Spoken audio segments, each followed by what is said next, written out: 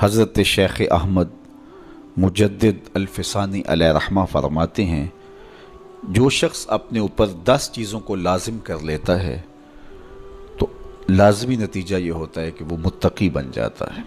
وہ 10 چیزیں کون سی ہیں؟ ماہ صیام کے ان حسین لمحوں میں ہمیں وہ 10 اوصاف اپنے اندر پیدا کرنے چاہیے تاکہ ہم متقی بن جائیں، اور متقی اللہ کے محبوب بندے ہیں۔ تقوی اختیار کرنے والے اللہ جل شانہ کی رحمتوں کے خاص مستحق ہیں۔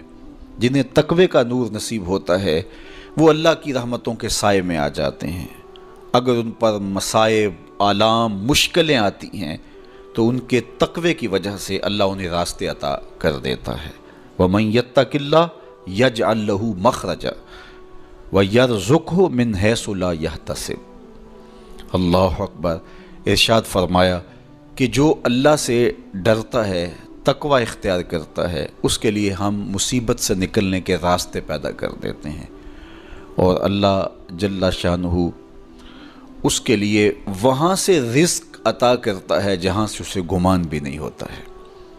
تو یہ تقوی کا نتیجہ ہے جو اہل تقوی کو نصیب ہوتا ہے۔ تو حضرت شیخ نے 10 وہ امور بتائے جو اپنے اوپر لازم کر لینے سے تقوی نصیب ہوتا ہے۔ سب سے پہلی بات آپ فرماتے ہیں زبان کو غیبت سے بچائے۔ اتقاء کے حصول کے لیے زبان کو پاک کرنا ضروری ہے۔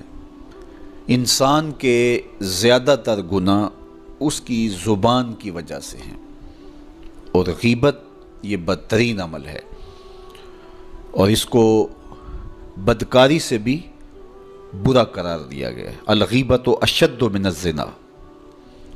تو اپنی زبان کو غیبت سے بچائے۔ دوسری بات ارشاد فرمائی کہ بدظنی سے بچے، کسی سے خواہ مخواہ بدگمان ہو جانا اور اپنے دل کو کسی کے لیے میلا کر لینا اور اس کی بدگمانی دل میں پالنا، تو یہ تقوی کے منافی ہے۔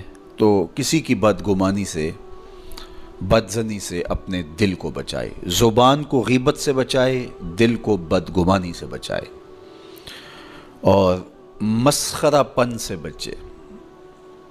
بات بات پہ ٹھٹھے مار کے ہنسنا اور اس طرح کی زندگی بسر کرنا۔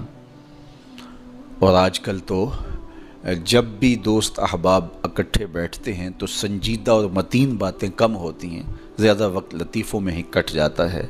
انسان کو خوش مزاج ہونا چاہیے، اس کی طبع میں شگفتگی ہونی چاہیے، لیکن شگفتگی، خوش مزاجی اور مسخرہ پن میں فرق ہے، اس کو سمجھنا چاہیے۔ سنجیدہ اور متین زندگی یہ مومن کی زینت ہے، انسانیت کا حسن ہے۔ اس لیے تقوی کے حصول میں مانع ہے مسخرہ پن۔ اگر کوئی شخص متقی بننا چاہتا ہے تو اس کو سنجیدہ اور متین بننا ہوگا۔ طبیعت کی خوش مزاجی یہ معنی نہیں ہے، لیکن مسخرہ پن اور چیز ہے، اس سے روک دیا گیا۔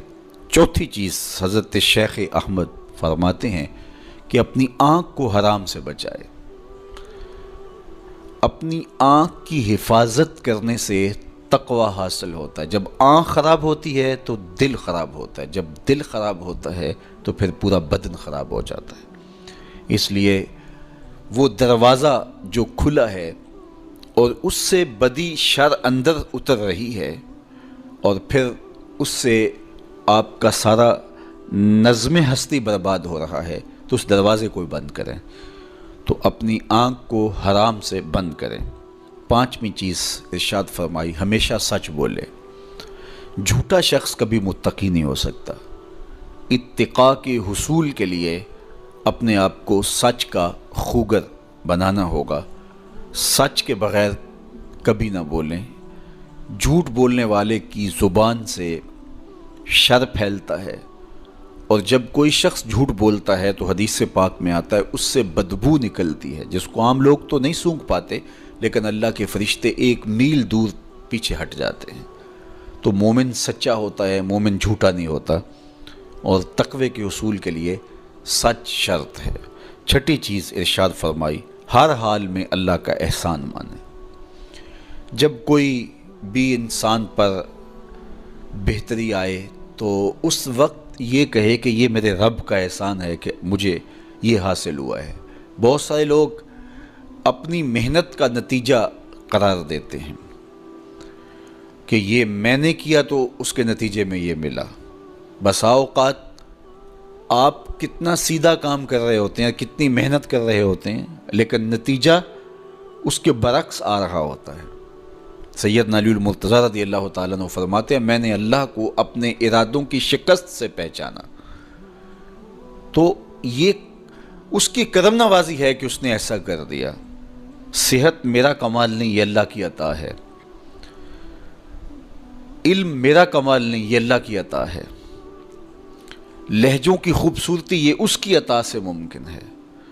اس نے آنکھوں میں روشنائی رکھی، اس نے توفیق عمل نصیب فرما دی، اس نے اچھائی کی راہوں پہ گامزن کیا۔ ماہ صیام میں روزہ رکھنے کی توفیق ہوئی، صلاۃ التراویح میں حاضری کا موقع میسر آیا، دیگر صالح اعمال تلاوت کلام مجید نصیب ہوئے، تو مت سمجھے کہ یہ کوئی میرا کمال ہے۔ اللہ کا احسان مانے گا تو غرور پیدا نہیں ہوگا، تکبر پیدا نہیں ہوگا۔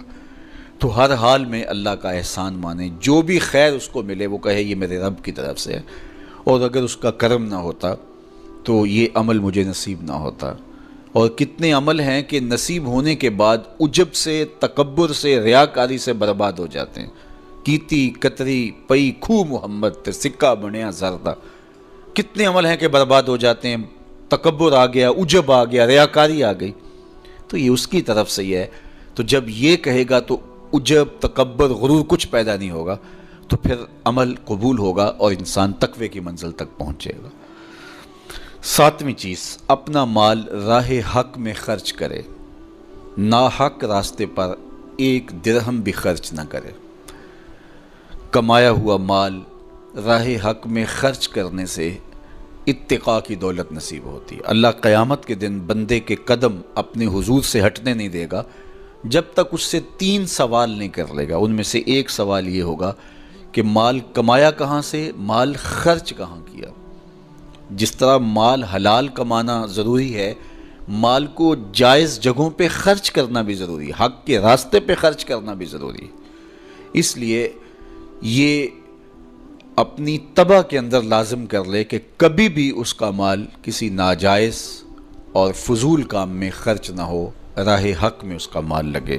8ویں چیز، نفس کے لیے کبھی بڑائی بلندی نہ چاہے، اس سے طبیعت میں سرکشی آئے گی اور تقوی کے راستے میں یہ عمل مانے ہے۔ اور نمازوں کی حفاظت کرے۔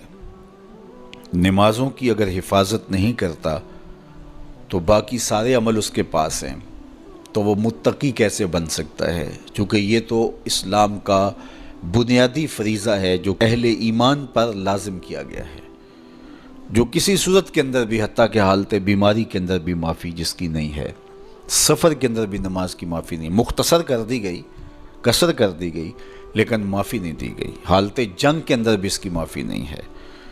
تو نمازوں کی محافظت کرے۔ اور 10ویں چیز، حضرت شیخ فرماتے ہیں عقیدوں کی صحت کا خیال رکھے، اپنے عقیدے، اپنے نظریات خوبصورت رکھے۔